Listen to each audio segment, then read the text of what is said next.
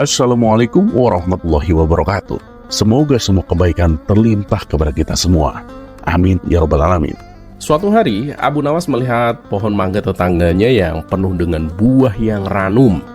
Tetangganya ini terkenal sangat pelit dan tidak pernah mau membagikan hasil panennya.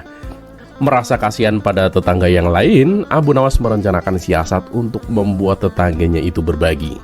Abu Nawas datang ke rumah tetangganya dengan wajah yang serius. "Wahai tetanggaku, aku harus memberitahumu sesuatu yang sangat penting."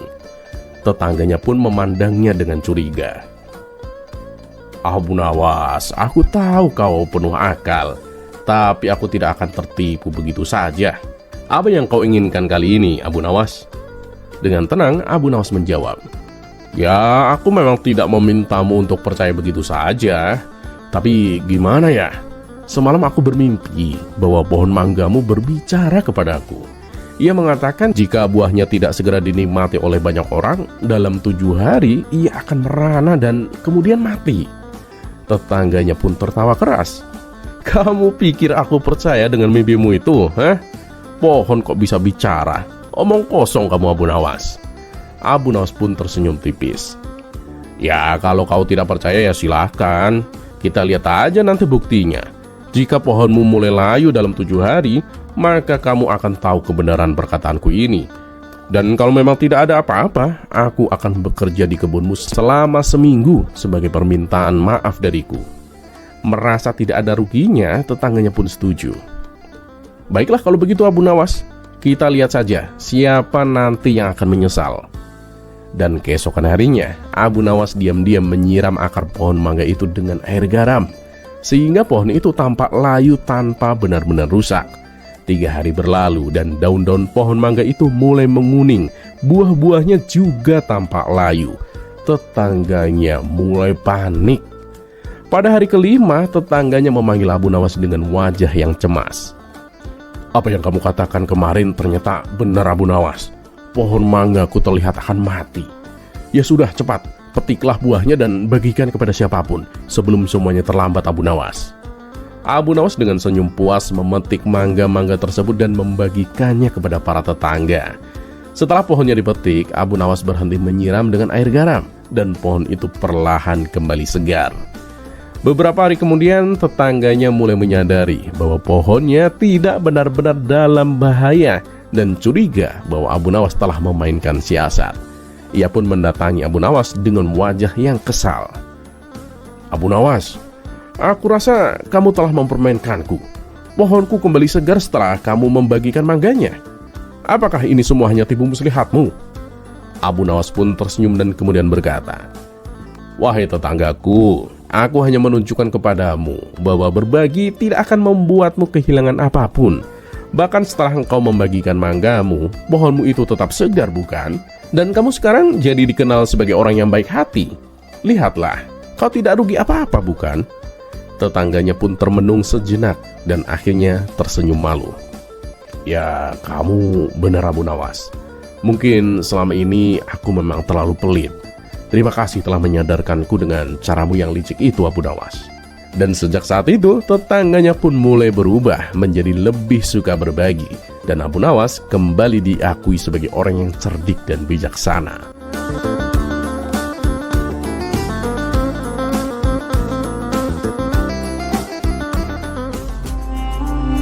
Kisah selanjutnya.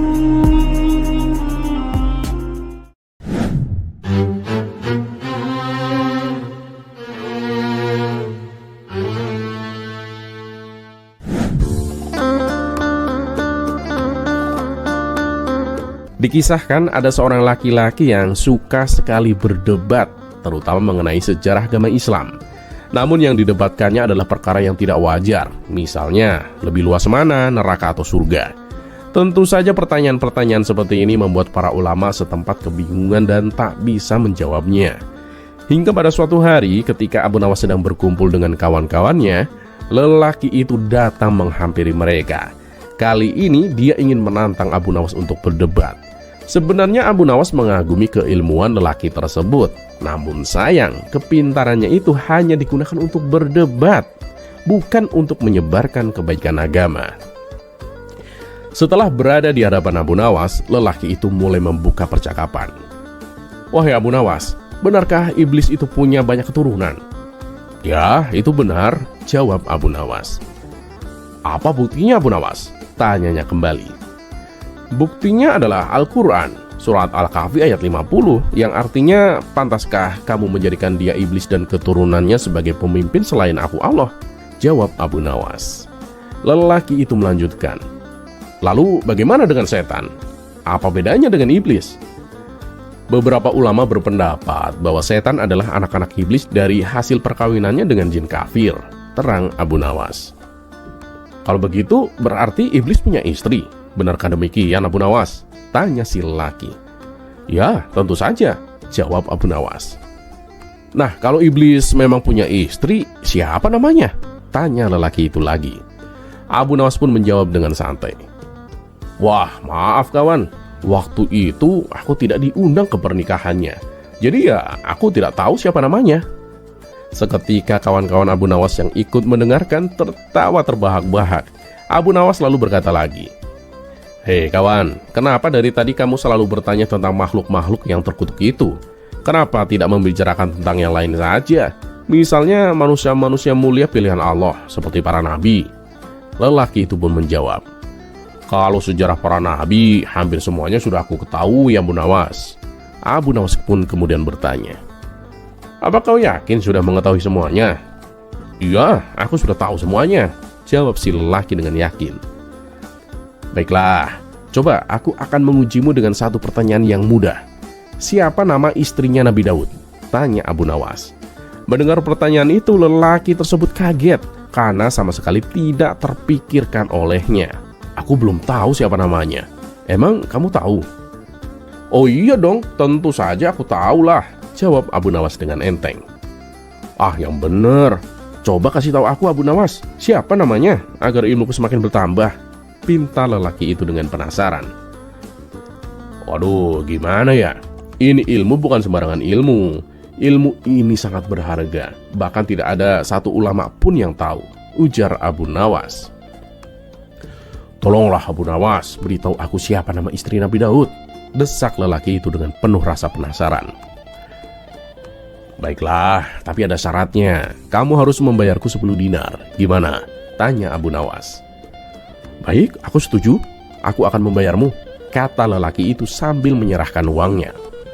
Setelah menerima uang tersebut, Abu Nawas kembali berkata, "Dengar ya, dan catat baik-baik. Nama istrinya Nabi Daud adalah Ibu Daud." Sontak orang-orang yang hadir tertawa terbahak-bahak. Tak puas dengan jawaban Abu Nawas, lelaki itu kembali bertanya, "Kenapa namanya Ibu Daud? Jangan mengarang kamu Abu Nawas." Abu Nawas lalu menjelaskan, "Ini bukan karangan, tapi kenyataan. Coba kau cermati. Hasan punya istri, disebutnya siapa? Ibu Hasan.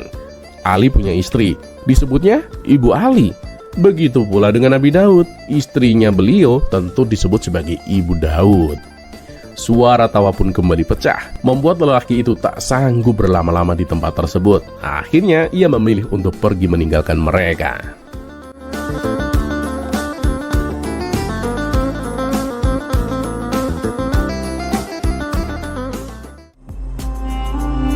Kisah selanjutnya.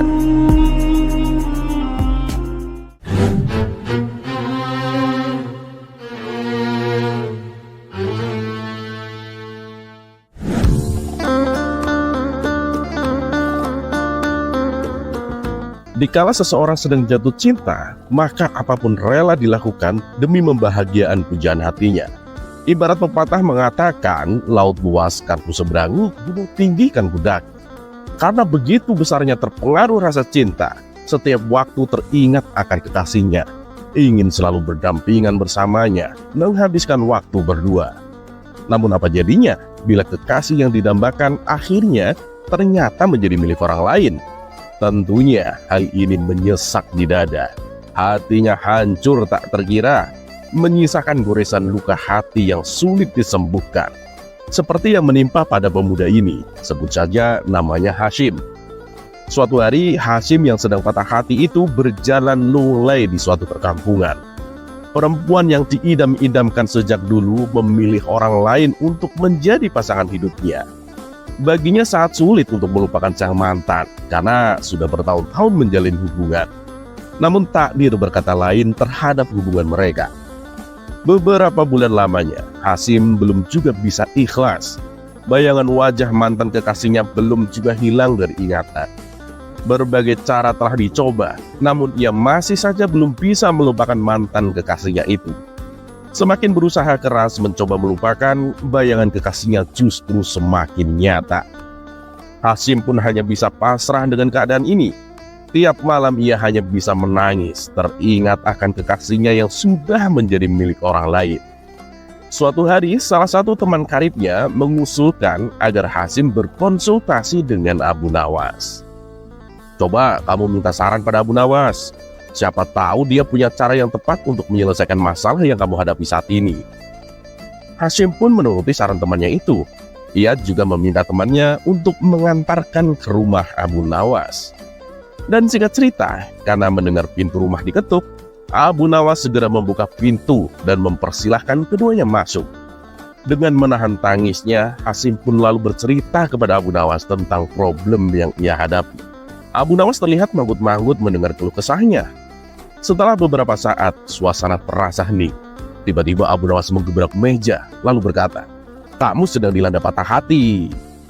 Tingkah Abu Nawas ini membuat Hasyim dan kawannya kaget setengah mati. Sampai-sampai Hasyim sejenak lupa dengan patah hatinya karena kagetnya itu. "Ini lukanya memang amat dalam. Tapi tenang saja. Selepas keluar dari rumah ini, dengan cepat kamu pasti melupakannya," ujar Abu Nawas. Sambil menggeser kursi agak maju sedikit, Abu Nawas membisikkan ke telinga Hasyim. "Tapi kamu beruntung, Hasyim. Sebab cepat atau lambat mantan kekasihmu itu akan mati. Untung saja kalian berdua nggak jadi menikah." Hasyim pun kaget. Dalam lubuk hatinya ia berkata, "Alhamdulillah, beruntung sekali hambamu ini ya Allah. Untung aku nggak jadi nikah dengannya." Sementara temannya Hasyim yang duduk di sampingnya belum tahu dengan apa yang Abu Nawas bisikkan. Saat itu juga wajah Hasyim kembali ceria. Ia sudah bisa mulai tersenyum kembali. Karena merasa telah mendapat pencerahan dari Abu Nawas, Hasyim dan temannya pun pamit pulang. Lalu keduanya berjalan keluar rumah. Hasyim yang telah terobati patah hatinya berjalan di depan agak cepat dengan penuh bahagia. Sementara teman karibnya sengaja melambatkan langkahnya karena penasaran dengan jawaban Abu Nawas. Melihat Hasyim sudah agak jauh, ia bertanya kepada Abu Nawas, "Tuan, apa yang Anda bisikan kepada Hasyim hingga dengan mudahnya ia bisa kembali ceria?" "Oh itu, bukan apa-apa. Aku cuma katakan, cepat atau lambat mantan kekasihnya itu bakalan mati," jawab Abu Nawas. Dengan heran kawan Hasyim itu bertanya, "Bagaimana Anda bisa tahu kalau mantan kekasihnya Hasyim akan mati?" Sambil tersenyum Abu Nawas menjawab, "Bukankah cepat atau lambat semua manusia pasti menemui ajalnya?" Mendengar penjelasan Abu Nawas, si kawan itu ikut tersenyum. Lalu ia pun berjalan cepat menyusul Hasyim yang kini sudah terlihat ceria.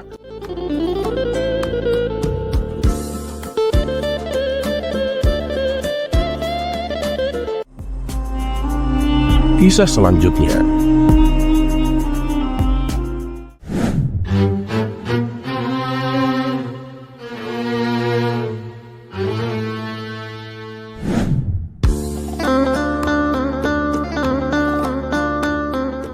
Sudah menjadi rutinitas istana ketika dipimpin Raja Harun Ar-Rasyid.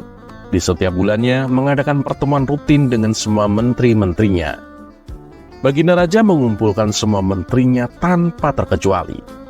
Dan tak ketinggalan juga, orang cerdik satu ini selalu ada dalam setiap kesempatan bersama Baginda Raja Harun Ar-Rasyid. Abu Nawas selalu setia mendampingi Raja Harun Ar-Rasyid. Terkadang menjadi penasehatnya, terkadang dimintai pendapat, bahkan diminta untuk menyelesaikan suatu permasalahan. Dan tak jarang pula Abu Nawas memberikan cerita-cerita lucunya untuk mencairkan suasana tegang istana yang dipenuhi dengan pembahasan-pembahasan serius. Satu persatu para menterinya melaporkan hasil kerja mereka. Ada yang melaporkan tentang perekonomian, Ada yang tentang pertahanan, pendidikan, pertanian, dan lain-lain. Semuanya dibahas secara detail dan menyeluruh. Bahkan tak jarang pula dilaporkan berbagai masalah, yang sudah tentu masalah itu akan dibahas di pertemuan tersebut dan langsung dicarikan solusi atau jalan keluarnya. Inilah yang membuat Baginda Raja terkadang merasa jenuh. Karena dari pagi sampai sore, semua yang ada di kepalanya adalah hal-hal yang serius. Di sela-sela waktu inilah, terkadang Baginda Raja meminta kepada Abu Nawas untuk memberikan cerita-cerita lucunya, hanya sekedar untuk menghilangkan rasa jenuhnya. Dan beberapa kali, Baginda Raja juga melontarkan pertanyaan-pertanyaan yang aneh bin nyeleneh kepada Abu Nawas. Dan pasti, jawaban dari Abu Nawas berhasil membuat semua orang di istana tertawa terbahak-bahak. Dan tak jarang pula orang-orang berdecak kagum dengan jawaban Abu Nawas, karena selalu ada nilai-nilai kebajikan dalam setiap ucapan Abu Nawas. Seperti pada kisah kali ini, Raja Harun ar-Rasyid yang sudah merasakan jenuh karena penuh dengan pembahasan masalah yang serius, mencoba mencairkan suasana. Ia bertanya kepada Abu Nawas, "Abu Nawas, coba kau jelaskan padaku, mengapa di dunia ini ada siang dan malam?" Abu Nawas yang selalu siap dengan kata-kata cerdas dan humor yang khas pun tersenyum. Dan tak butuh waktu lama, ia langsung menjawab, "Paduka yang mulia, siang dan malam itu adalah hasil perdebatan seru antara matahari dan bulan," kata Abu Nawas dengan tawanya yang halus. Dengan penuh penasaran, Baginda Raja bertanya, "Perdebatan? Memang apa yang mereka perdebatkan?" Abu Nawas kemudian menjelaskan, "Jadi begini Paduka, awalnya matahari dan bulan itu muncul bersamaan. Mereka berdua selalu bersama-sama menyinari dunia ini. Tapi suatu ketika matahari merasa iri kepada bulan. Karena di antara mereka berdua, mataharilah yang paling bekerja keras dengan mengeluarkan sinar yang lebih terang daripada bulan. Karena kesal itulah, matahari memutuskan setiap harinya ada waktu istirahat untuknya. Dan bulan terpaksa menggantikannya." Baginda Raja dan semua orang di istana pun tertawa mendengar penjelasan Abu Nawas itu. Mereka sadar jawaban Abu Nawas itu memang mengarang, tapi masuk akal juga. "Kamu cerdik Abu Nawas. Tapi ada lagi, kenapa terkadang siang lebih lama daripada malam? Terkadang juga malam lebih lama daripada siang?" tanya Baginda Raja dengan masih sambil tersenyum. Abu Nawas kemudian menatap ke arah matahari dan berkata, "Ya, begitulah Paduka. Memang awal adanya siang dan malam itu karena si matahari merasa iri dan kesal kepada bulan. Tapi matahari juga masih mempunyai rasa sayang pada bulan. Karena bagaimanapun mereka berdua kan dulunya teman akrab, selalu bersama-sama menyinari dunia. Nah, karena rasa sayangnya itulah, terkadang matahari memberikan waktu yang lebih kepada bulan untuk istirahat. Begitu juga sebaliknya Paduka. Bulan terkadang memberikan waktu yang lebih kepada matahari dalam istirahatnya. Makanya kadang siang lebih lama, kadang malamnya yang lebih lama." Kembali, seisi istana tertawa bahagia mendengar jawaban Abu Nawas. Tetapi saat mereka masih larut dalam tawa, Abu Nawas kembali berkata, "Ada satu lagi Paduka. Memang rasa saling sayang mereka masih ada. Tapi terkadang, ya walaupun jarang, mereka saling berselisih, saling menjatuhkan satu sama lain. Nah makanya itu bisa terjadi yang namanya gerhana matahari. Ini berarti bulan sedang kesal ke matahari. Ia berusaha menutup sinar matahari. Dan terkadang juga ada gerhana bulan, berarti matahari sedang kesal sama bulan." Tak elak, tawa mereka pun semakin pecah. Sambil tertawa, Baginda Raja bertanya, "Abu Nawas, apa yang ingin kau sampaikan dari kisahmu itu?" Dengan menghela nafas panjang, Abu Nawas menjelaskan, "Ya begitulah Paduka, kehidupan kita di dunia ini. Kita semua ini menjalankan perannya masing-masing. Walaupun tak bisa dihindari, pasti ada saja masalah atau konflik di antara kita. Tapi yang perlu diingat Paduka, kita semua ini adalah saudara. Kita mempunyai rasa kasih sayang yang mengikat satu sama lain sebagai manusia. Dan di penjelasan Abu Nawas inilah semua yang hadir di istana merasa kagum dan membenarkan ucapan Abu Nawas, apalagi baginda Raja Harun ar-Rasyid. Dan tepuk tangan yang meriah memecah keheningan.